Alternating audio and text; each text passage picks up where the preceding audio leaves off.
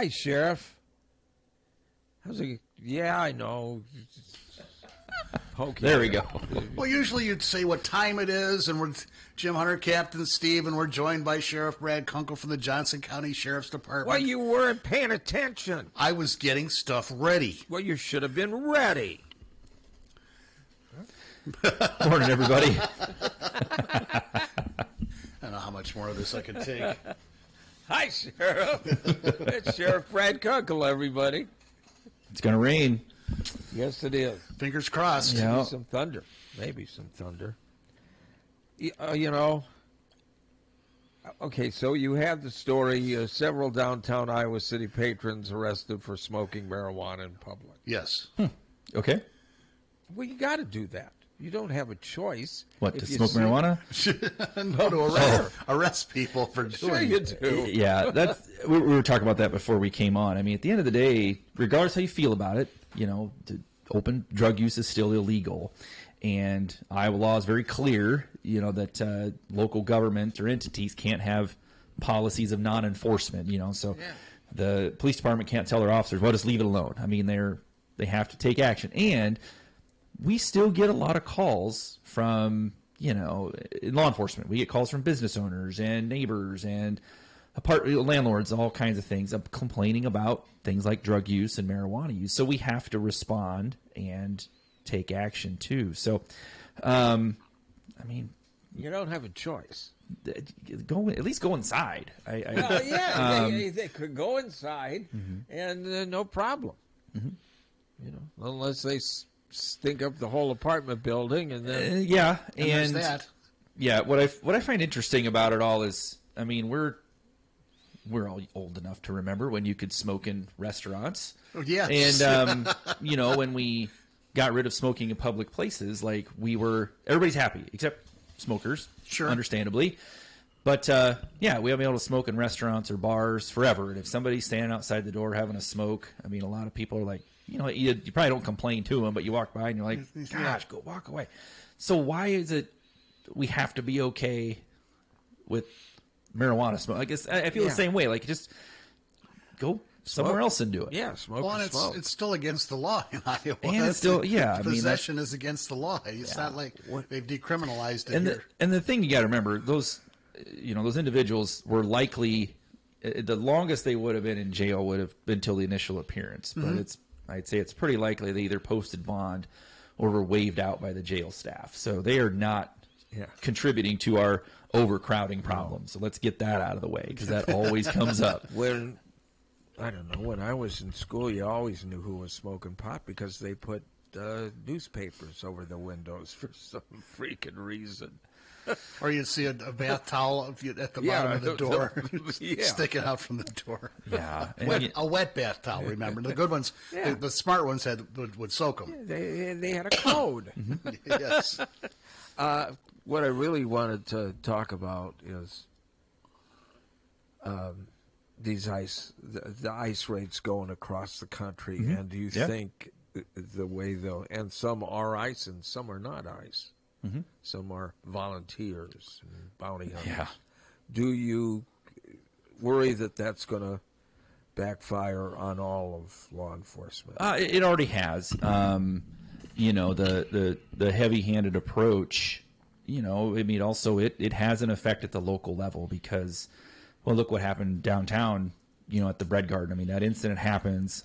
You know, those agents can come in, do their thing, and then they're out of town. And then here we're at the local level having to pick up the pieces, trying to provide some answers, trying to, you know, remind people that also, like, we as locals, we are here to help. We are here to serve. We are part of your community. And it's pretty counterproductive because a lot of people, especially the migrant community, they can't tell the difference. I mean, what they see is an officer with a badge. They might not know the difference. So we're here having to still work within, you know, that hornet's nest that gets stirred up when that happens. And They didn't even show a badge till the end, till they finally, one guy came in that was not in there before and showed a badge.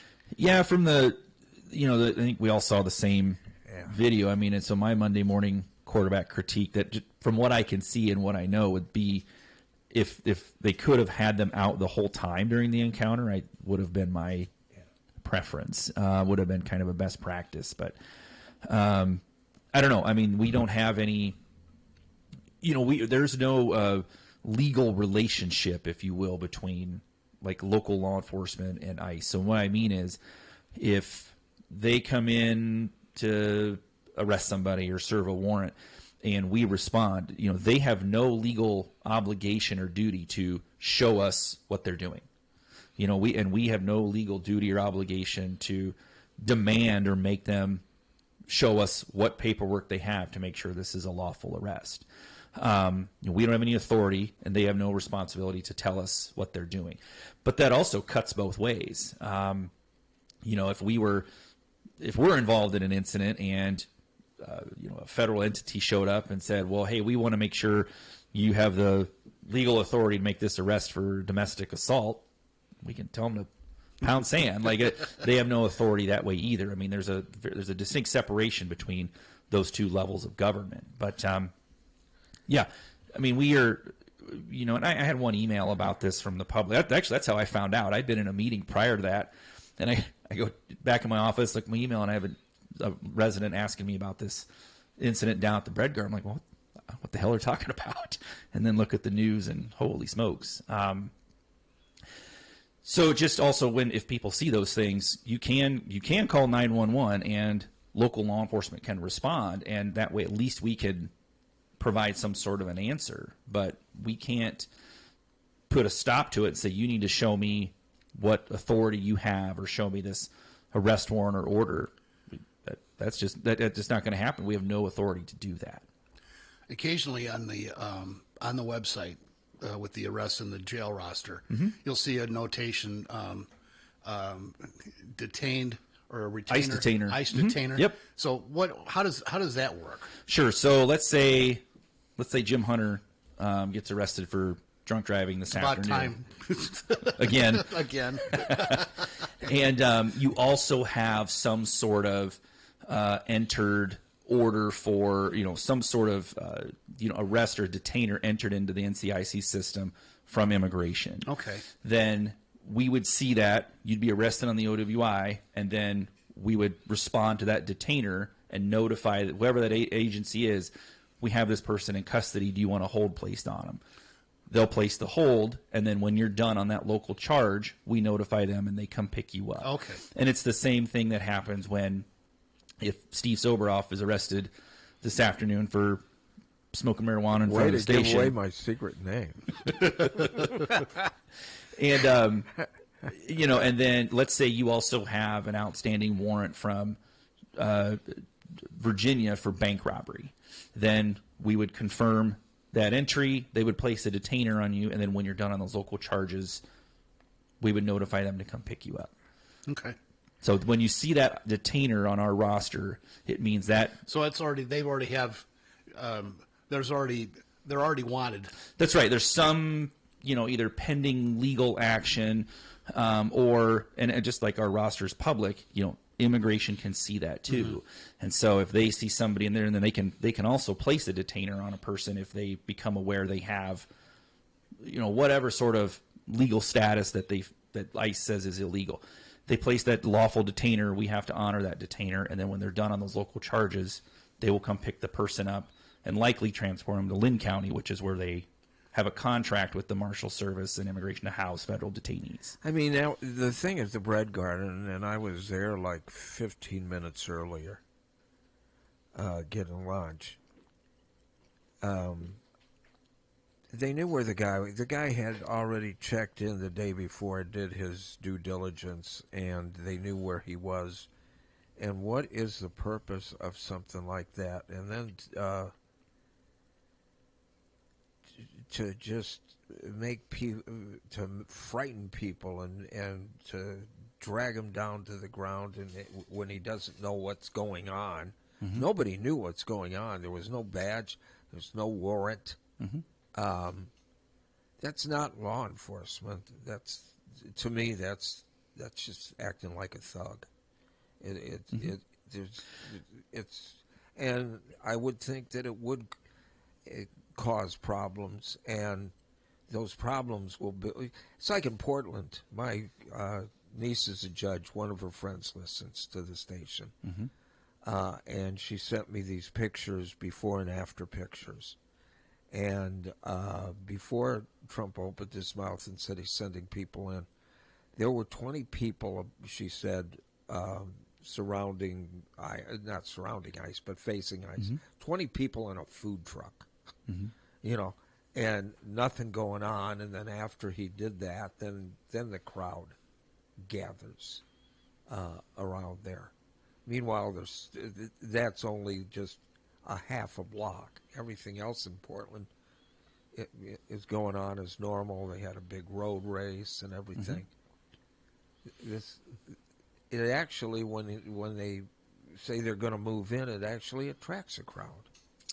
Yeah, and I think that's going to continue to happen. I think you're going to see more public interventions. I mean, that's going to continue to happen. And again, that puts us in at the local level we're caught right in the middle. We have to try and keep everybody safe, but that it undermines those relationships and that trust we've spent our entire lives and our careers building with our communities, because those things, those entities, they come in, they kick everything up, and then they leave town. And here we are, just like this. I'm having to answer questions and trying to, bring some sort of logic best I can to something that I don't have the answers to. But it's going to make your job, as this goes on, and it looks Sure. like it's going to go on, it's going to make your job much harder. Sure, it does. I mean, and we see that too with even things like when, and I think I've talked about this before, like when non-uniformed law enforcement are out just doing their thing. Like my detectives all they're pretty much dressed like I am, normal plain clothes. A lot of like your drug task force officers and deputies, they all wear a lot of time jeans and flannels and sweatshirts and that kind of stuff. My civil deputies wear business casual clothing. Now you're going to start seeing more and more when they come knock on the door, demands for just a uniform or not trusting that they're actually who they say they are. Like, it's going to make a lot of those jobs even harder. Yeah. We've seen that already. There's been times where we've had, plainclothes law enforcement activity, and then I'm getting, emails or inquiries asking, well, why is ICE at such and such location? Or we heard ICE was at this residence in wherever, and that's just not true. So then we have to try and get in front of it and help dispel those rumors and before they take off. It's very frustrating. Well, even when you came in, I thought, is he gonna drag Deb out of here, because we don't understand her half the time. Sounds like a training issue. No, it's just, yeah, I can see where it's scary. Even, okay, the Bad Bunny thing. Bad Bunny's going to be at the Super Bowl. I'm not gonna lie, I have no idea who that is. Like, well, you're not. I heard the announcement. I'm like, I don't know. Bad Bunny, he's huge worldwide. Okay. The Super Bowl is broadcast worldwide. It's not just a USA thing. Okay. And that's the way the NFL, groomed it. So he's a hugely popular artist from Puerto Rico. And evidently a lot of the administration doesn't know that Puerto Rico's, they're American citizens. American citizens, yep. So they want him to drop out. They don't want him to entertain. He entertains in Spanish. Okay. So they're saying they're going to send all the ICE agents into the Super Bowl. Now, I don't know of any undocumented people or normal people that can afford the Super Bowl. That's right. I certainly think it'd be better use of resources just to focus agents on the amount of like human trafficking and child sex trafficking that goes on in those large sporting events come to a city than something like this. I mean, Every time those happens, you see that internet activity spike because of the demand. That'd be a better use of law enforcement's time than what you're talking about. But I just work here. You know Taylor Swift, though. You're familiar with Taylor Swift. I've heard of her. Yeah. Okay. I thought he handled it well because he hosted Saturday Night Live, and basically he said, "For those of you that don't know me, you got 4 months to learn." No, he's hugely popular. Yeah, I did see that he's hosted last year. Yeah, and he's great. He's funny. He's a funny guy. He's he's a performer. Definitely. I mean, I like to think I'm still somewhat in touch with. I try to think so. Down with the kids, somewhat, but also I still, I had a real hard time listening to like classic rock, like 94.1 or 100.7, and now when I hear like Foo Fighters, I'm really struggling with that, guys. Like, because to me, classic rock is like ZZ Top, and all of a sudden I'm hearing Nirvana and Stone Temple Pilots on there. Like, I can't do this. 35 years ago. Whoa. Stop with the truth. How dare you? And then they'll turn around and play Rush or something, and then I just turn it off. Yeah. Well, no, I feel for your position and the police and people that got to deal with this because it's just going to make it. It does, like I said, and this happens every time, and then those officers and deputies have to answer those questions, and then they're the ones that are going back there the next day for a car unlock or a fight call down the street or whatever it is, and we're having to sometimes start from square one again about rebuilding the relationships we have. It's really it sucks, but we're going to keep doing it anyway. Yeah, I don't know. I don't know where this is going to end. Well, it's going to end. Part of it's going to end. There's the fields are. Farmers are having a hell of a time anyway with the tariff crap, and then not being able to get workers. Yeah, and then also if we continue with the commodities and pricing and not having like global markets open to corn and beans, I mean, all of a sudden we're going to be sitting on massive stockpiles here. So it's a problem, and the prices go down. Yeah. So it's not a good situation right now. That's for sure. Yeah, my son asked me yesterday something like, "Well, why, Dad, why did the government shut down?" I'm like, well, but first of all, if you ask anybody, they're going to blame each other. And I'm like, and this is in my head how I explained it to him. I said, let's say your mom and I are required to buy you groceries every month, but we also decide, well, before we do that, well, I want a new lawnmower, and she wants to get her nails done, and unless we can agree on those, you don't get groceries. I mean, it's kind of what it's coming down to. So people disagree fundamentally on some other things when we have a basic responsibility that they can't even agree on. That's all you want is a new lawnmower? I'm a simple man. Yeah, man of the people. Have you? And by the way, have you priced lawnmowers lately?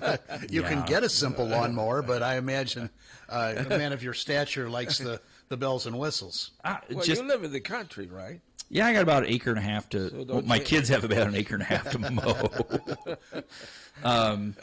But yeah, I and what's frustrating about it is, I mean, a lot of things, but what really incenses me about it is that the troops don't get paid. Right. And I mean, but the Congress does. Well, that's even, even though, now you see, some of our, the delegation is saying, well, we're not going to take our payment. I think it should be if the government shuts down, every 2 days it's shut down, Congress doesn't get paid for a pay period. There you go. I mean, something like, and like, you just don't get it back. My son works for the Air Force Academy, and he can't even answer emails. He can't have anything. Talked to him last night. He can't have anything to do with the job, or he's fired immediately. Cadets are contacting him. what do we do? And he can't answer them back. He can't take phone calls. He can't call people that he works with unless, Mm-hmm. It's yeah. just, What message is that sending federal workers and our service members that, when they say, well, they thank you for your service all the time, but because we can't get our house in order, we'll pay you when we figure it out. Yeah. You just don't get paid. And especially when you're talking your junior military members, your first, second, third, fourth year people. I mean, it's not like they're making $100,000 a year. They're making enough to get by. And well, he's just a civilian. I mean, but trying to, mm-hmm. these cadets, these first and second year cadets, I mean, they don't know what to do. Sure. And why would, what kind of faith do they leave then with in their own federal government supposed to be taking care of them, and they can't because of partisanship. It's nonsense. Yeah. Well, things are great here, though. There's a big difference. Poor people were just smoking dope, minding their own business. Sure they were. On the public street. Yeah. In front of the one guy in front of the cop. Yeah, just passing them back and forth. Come on. I always say we're in the bad decision business. I mean, yes, there you go. I mean, I don't know what to tell you. I don't know what you expect when you. So, yeah. Should I take that? I have no idea. It's your show. Hi, do you have something to contribute? Yes, I have a question, particularly of Brad. Highway 1 south of Iowa City seems to have a lot of traffic on it, moving very quickly a lot of the time.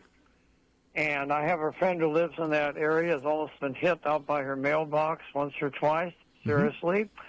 And is there any possibility of stepping up enforcement of speed and driving in that area? Certainly. Specifically just within the first 6 miles south of Iowa City. Is it more than, is this more happening like during the commute hours? Or, give me a little, narrow down the time for me. During the day specifically. Okay. No, that's easy. And particularly down on the flat area. Yeah. That's an easy one. That's an easy call. Yeah, certainly. Happy to do it. I think the people that live in that area would really appreciate it. And I called in one time years ago to your office, and I complained about traffic down on the Sharon Center Road going excessively fast. Okay. I did my business that morning. On the way back, there's a deputy down there sitting there already. Your office does a wonderful job. We need this enforcement center desperately. Thank you. I'm all for it. Very good. Appreciate it. Thank you. I appreciate all you do. That's great. Right. Thank you very much. And now, according to the fairness doctrine, we have to take the other. Why don't you raise the speed limit to 75 on that?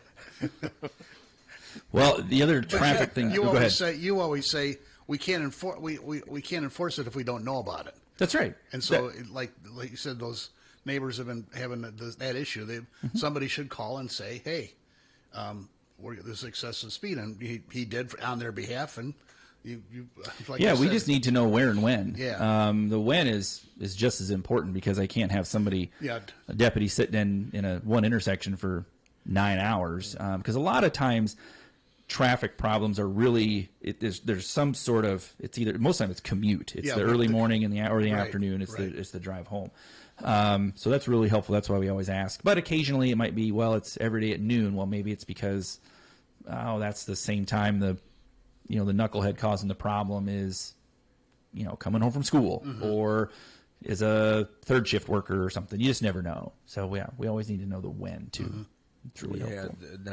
Saturday night overnight we had fireworks over Broadway. Well, it's still summer. I guess. 1 o'clock in the freaking morning. Are you a fan of these bonus summer days? Well, No, I'm ready for. Is that because I'm ready for you fall. live close to where Lane goes swimming and the site? No, I'm ready. We were talking about this before we started too. Bow season, deer hunting started, but it's so stinking warm. I don't want to sit out there and swat bugs. And then if you do wind up shooting a deer, it's 75 degrees. I mean, you've got to get it in to cool down somewhere quick. So, no, I'm ready to go sit in the tree stand and get outside. But until this rain hits, I think we've all seen the combines are going like gangbusters. Yeah. Yesterday, my son and I went and played golf, and coming back, we went by one chunk of ground out east of Morse, and I think there were 2 combines in one field, and a third one across the fence. So. They're hitting it hard before this rain gets here. So everybody be careful and watch out. With the windy conditions, the dust is flying. Yeah, it is. It's dusty. Coming back on 80. There's fire warnings too. Yeah. Well, and the big thing is just people need to slow down and be prepared for it. Sure. If you're driving out, well, you can't even really say our rural roads because you see a lot of tractors and combines, grain wagons. I mean, there was a grain truck caught on fire on 380 this morning.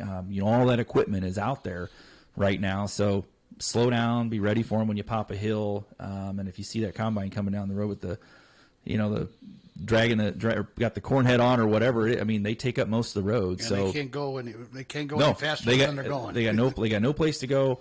Give them space and be careful because if you get into a crash with them, you're going to lose. Yeah, I would think so. Mm-hmm. Yeah. I was coming back from Davenport Saturday afternoon, and the dust was flying. To the point where you had to really pay attention because the visibility was down. Mm-hmm. And because it's so dry and windy, you're going to deal with that until, like you said, the rain hits. Mm-hmm. Yeah, it's just that time of year. Be careful. Give the farmer space. Most wonderful time of year. Crap. Well, I hope people treat you right. They do. We're good. We my staff does a great job. So I appreciate the hell out of them every day. They do great. Should I take this one? It's your show. Yeah. You can choose not to answer. You don't have to rub it in.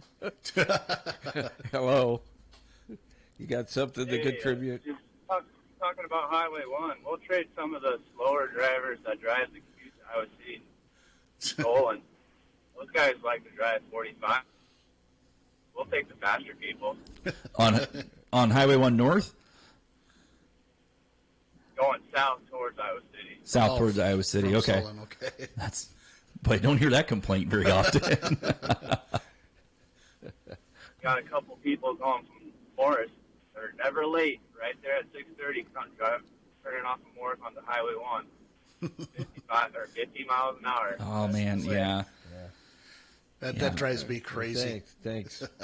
There's that stretch of McAllister between Old Highway 218 and Mormon Trek where it's 45, and people don't see that, and they go like 30 and 35. You just wish you had a battering ram. Yeah. Just push them out of the way. Yeah, that slow driving caused a lot of road rage too. I mean, people get really frustrated. I see a lot on, especially like Mahaffey Bridge Road. I see a lot of cars doing 35, 40, and something. Just they're scenic. It's a nice drive. Sure. But I think a lot of people that are especially new to that area are coming out to McBride or the Reservoir area. They're not sure where to turn, and so they'll be going slow, trying to anticipate a turn. And then when they do, you look in the mirror and there's 8 cars behind you and bikes. When I turned 70, I thought I was obligated to drive slower. And leave your turn signal on? Yes. Sheriff Kunkel, thanks a lot. Yep. Thanks, guys. The Mighty Six. Oh, by the way, here's a song for you, Sheriff.